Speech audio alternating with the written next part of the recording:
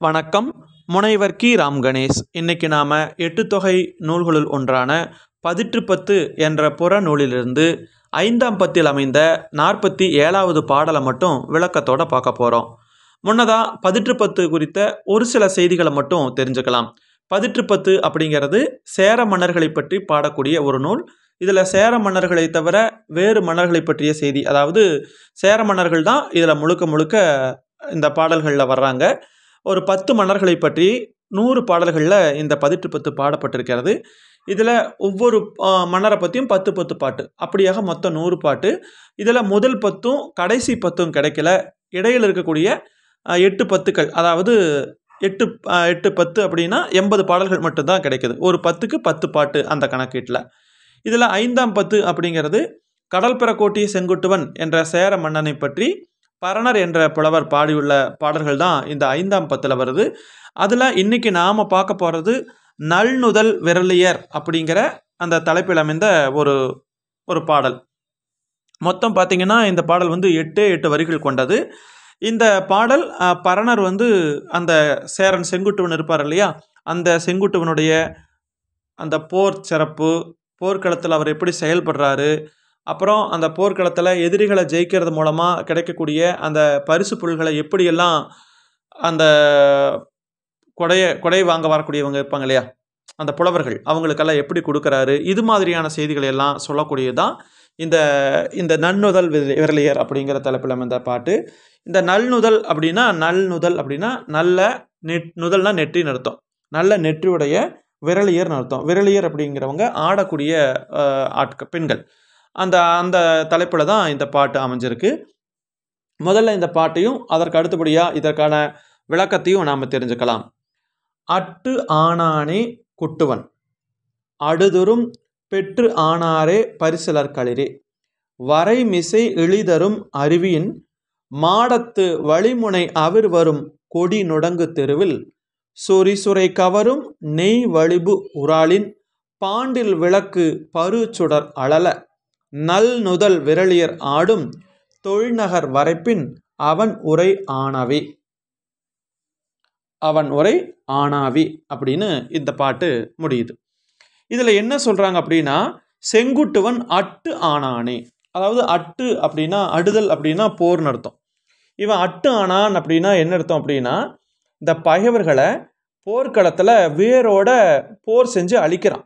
அதோடு அவன் விடலை. போர் செஞ்சு அழித்தாலும் அந்த மன்னனுக்கான அந்த கோபம் குறையலை, பகைவரை அழிக்கணும் அப்படிங்கிற எண்ணம் குறையவே இல்லை. அப்படிப்பட்டவன் தான் யார்? குட்டுவன். அட்டு ஆனானே குட்டுவன், அதாவது பகைவரை வேரோட போர்க்களத்தில் அழிச்சும் அதோட விடாமல் மறுபடியும் என்ன பண்ணுறான், அந்த குட்டுவன் என்ன பண்ணுறான்னா பகைவர்களை தேடி போகிறானா. அதைத்தான் சொல்கிறாங்க. அட்டு ஆனானே குட்டுவன் அடுதொரும். அடுதொரும் அப்படின்னா அடுதல் என்றால் போர்க்களம். அந்த போர்க்களம் தோறும் போய் அவன் போர் செஞ்சுக்கிட்டே இருக்கிறான், விடாமல் அந்த பகைவர்களை ஜெயிச்சுக்கிட்டே இருக்கிறான். ஒரு பக்கம் அழிச்சான்னா அதோட அவனுடைய அந்த தேவை முடிஞ்சிடறதில்ல. மறுபடியும் வேறு இடங்களில் பகைவர்கள் எங்கே இருக்கிறாங்க அப்படின்னு தேடி போய் அவங்க இடத்துல அந்த சண்டையிடுவானாம் இந்த சேரன் செங்குட்டுவன். அதைத்தான் சொல்கிறாங்க அட்டு ஆனானே குட்டுவன். அந்த குட்டுவன் அப்படிங்கிறது சேரன் செங்குட்டுவன். அப்படிப்பட்ட சேரன் செங்குட்டுவன் பகைவரை வேரோட போர்க்களத்தில் அழித்து அதோட கம்முன்னு இருக்காமல் மறுபடியும் என்ன பண்ணுறான், அதனால் அவன் பகைவரை நாடி சென்று போர் செய்கிறான். அப்படி போர் செய்யும்போது பெற்றானாரே பரிசிலர் களிரே. அப்போது அந்த மாதிரி அவன் போய் போர்க்களத்தில் ஜெயிச்சுட்டு வரும்போது நிறைய பரிசு பொருட்கள் கொண்டு வருவான், நிறைய யானைகளெல்லாம் கொண்டு வருவான். அப்படி கொண்டு வரும்போது இந்த பரிசு பெறுவதற்காக மக்கள் வருவாங்க இல்லையா, அந்த மக்கள் எல்லாருமே நிறைய யானைகளை பரிசாக பெறுவார்கள். அந்த பரிசில் பெறக்கூடிய அந்த புலவர்கள் பிற மக்கள் எல்லாருமே அந்த சேரன் செங்குட்டுவனை பார்க்கறதுக்காக வருவாங்க. அப்போ அந்த செங்குட்டுவன் எதிரிகளை போர்க்களத்தில் அழிச்சிட்டு அந்த எதிரி நாட்டில் இருக்கக்கூடிய செல்வங்கள், அங்கே இருக்கக்கூடிய யானைகள், இதையெல்லாம் கொண்டு வருவானா. அப்போது இந்த பரிசிலர்கள், அந்த பரிசு கேட்டு வரக்கூடியவங்க அந்த புகழ்ந்து பாடுனா அவங்களுக்கு எல்லாருக்கும் என்ன பண்ணுவான்னா யானையை பரிசாக வழங்குவான் இந்த செங்குட்டுவன் அப்படின்னு சொல்கிறாங்க. அதுதான் இங்கே சொல்லப்பட்டிருக்கக்கூடிய செய்தி. அட்டு ஆனானே குட்டுவன் அடுதொரும் பெற்றானாரே பரிசிலர் களரே. அப்போது இவன் போர்க்களத்தில் போய் போரிடுவான். போர்க்களத்தில் பகைவர்களை அழிப்பான். அதையும் தாங்கிக்க முடியாமல் வேறு எங்கே பகைவர்கள் இருக்காங்களோ அங்கெல்லாம் போய் போரிட்டு பகைவர்களை அழிப்பான். அழிச்சிட்டு வரும்போது அங்கே பரிசலர்கள் வருவாங்க. அப்போ பரிசலர்களுக்கு யானைகளை எல்லாம் பரிசாக கொடுப்பான் இந்த சேரன் செங்குட்டுவன் அப்படின்னு சொல்கிறாங்க. அது மட்டும் இல்லாமல் வரைமிசை எளிதரு அருவியின் மாடத்து வழிமுனை அவிர் வரும் கொடி நுடங்கு தெருவில். அது மட்டும் இல்லாமல் மலையிலிருந்து விழக்கூடிய அருவி மாதிரி. வரை அப்படின்னா மலைன்னு அர்த்தம், மிசைனா மேலே. அந்த இழிதரும் அப்படின்னா கொட்டுகின்றன்னு அர்த்தம். மலையிலிருந்து அப்படியே விழக்கூடிய அருவியை போல மாடத்து வழிமுனை அவிர் வரும் கொடி நுடங்கு தெருவில். இப்போ மலையிலிருந்து அருவி எப்படி கொட்டும், அப்படியே அந்த வெண்மை நிறத்தில் அருவி கொட்டுவது போல இந்த உயர்ந்த மாடங்களில், மாடம் அப்படிங்கிறது உயர்ந்த மாடங்களில், அந்த பெரிய பெரிய வீடுகளில் காற்று வீசி வழிமுனை, வழினா காற்றுன்னு அர்த்தம், அந்த காற்று வீசி அந்த கொடிகள் அசைகின்ற தெருவில். அதாவது மலையிலிருந்து அருவி எப்படி கொட்டுதோ அது மாதிரி பெரிய மாளிகைகள்லேருந்து கொடிகள் அப்படியே தொங்குமா.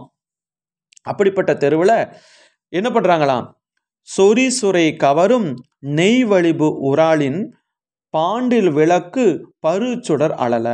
இங்கே என்ன சொல்கிறாங்க அப்படின்னா, பாண்டில்னு ஒரு விளக்க சொல்கிறாங்க. அந்த விளக்கில் என்ன பண்ணுவாங்க அப்படின்னா, அதை நெய் ஊற்றுவாங்களாம். அதில் அந்த திரிக்குழாய் வழியாக அந்த அந்த எண்ணெய் வந்துக்கிட்டே இருக்கும், அந்த நெய் வந்துக்கிட்டே இருக்கும். அப்படியாக அந்த விளக்கில் எந்நேரமும் அந்த ஒளி அந்த மாலை நேரங்களில் பிரகாசமாக வீசிக்கொண்டே இருக்குமாம். அதை தான் சொல்கிறாங்க, தெருவில் சொரிசுரை கவரும் நெய் வழிபு உராளின் பாண்டில் விளக்கு பருச்சுடர் அழல. அப்போது மலையிலிருந்து விழக்கூடிய அருவி மாதிரி உயர்ந்த மாடங்களில் காற்று வீசிக்கிட்டே அந்த கொடிகள் அசையுமா. அப்படிப்பட்ட தெருவில் நெய் ஊற்றப்பட்ட விளக்கில் அந்த திரிக்குழாயிலிருந்து நெய் வந்துக்கிட்டே இருக்கும். அந்த தேவையானப்போ அந்த அந்த தீபம் மாதிரி அந்த விளக்கு எரிஞ்சுக்கிட்டு இருக்கும் இல்லையா, அந்த நெய் வந்துக்கிட்டே இருக்கும். அப்படிப்பட்ட கால்களை கொண்ட விளக்கு அந்த பாண்டில் விளக்கில் அந்த தீச்சுடர் ஒளி வீச, அந்த தீ அப்படியே ஒளி வீசுமா. அந்த ஒளியில் என்ன பண்ணுவாங்க, நல் நுதல் விரலியர், அதாவது நல்ல நுதல்னா நெற்றி, நல்ல நெற்றியுடைய அந்த பெண்கள் அந்த விரலியர் ஆடுவாங்களாம். அப்படிப்பட்ட விரலியர் ஆடக்கூடிய தொல்நகல் வரைப்பின், தொல்நகர்னா பழமையான நகரம், அவன் உரையானானே, அந்த நகர எல்லைகளையெல்லாம் அந்த குட்டுவனை பற்றிய அந்த புகழ்ச்சி மொழிகள் நீங்காதனவாய் விளங்கின. எந்நேரமும் அவனை பற்றி பாடிக்கிட்டே இருப்பாங்களாம், அந்த விரலியர்கள் பாடிக்கொண்டே இருப்பார்கள். எப்படி இவன் போர்க்களந்தோறும் போகிறான், பகைவர்களை ஜெயிக்கிறான், அப்படி அந்த பகைவர்களை ஜெயிச்சது மூலமாக வரக்கூடிய பொருள்களை எல்லாம் பரிசர்களுக்கு கொடுக்குறான், அதுலேயும் குறிப்பாக யானைகளை எல்லாம் பரிசாக வழங்குறான். அப்படிப்பட்ட அந்த மன்னனுடைய சிறப்புகள் அங்கே எல்லா ஊர் முழுவதும் பரவி இருக்கிறது. அந்த விரலியர் பெண்கள் அவங்க ஆடிக்கொண்டிருக்கிறார்கள், அந்த விளக்கினுடைய வெளிச்சத்தில் ஆடிக்கிட்டு இருக்கிறாங்க. அங்கே இந்த மன்னனுடைய புகழ் எல்லாம் பரவி இருக்கிறது. அப்படிங்கிற மாதிரி இந்த பாடல் முடிஞ்சிருக்கு. மிக்க நன்றி.